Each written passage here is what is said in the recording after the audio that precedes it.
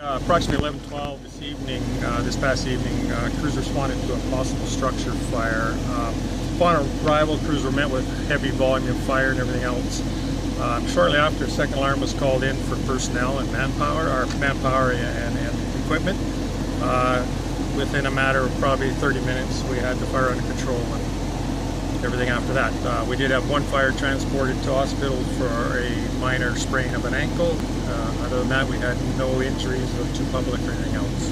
So it was the video seems to show there was a huge wall of flames going on here. Yes, what we had was a bunch of wooden pallets. It's a storage yard for wooden pallets, and that's what primarily was burning at the time. Witnesses tell us that there may have been a vehicle that became ignited. There is a vehicle in the vicinity. We're not sure how involved it was and why. Other than that, the investigators will be here tomorrow morning to have a better look at it and determine the cause of the fire. I guess the pallets didn't help either. We're talking about a lot of wood here. Yeah, and that's what made the fire scene so spectacular in its way, because of that large volume. A lot of pallets, I couldn't give you a count on them, but yeah, definitely it's going to burn very well. And can you just mention again why you needed to call a second alarm? It was primarily for personnel and equipment.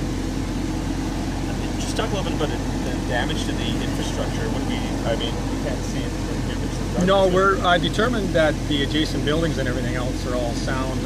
What we did have was some other buildings inside there, mostly just kind of shacks and stuff used for storage and everything. I noticed transformers, power lines.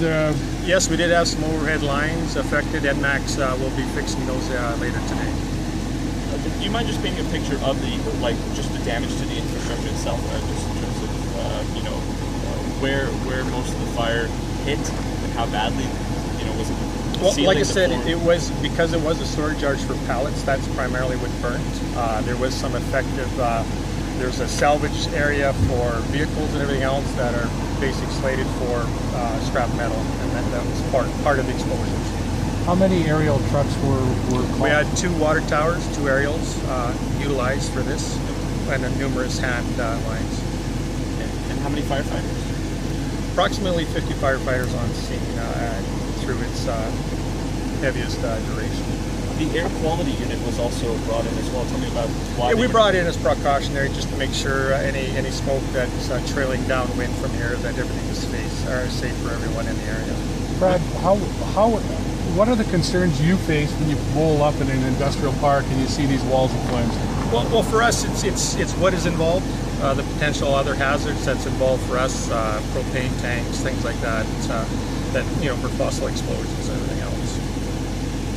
And you said you knocked this down in relatively short order? Considering the high volume, yes, the crews did a great knockdown on this fire.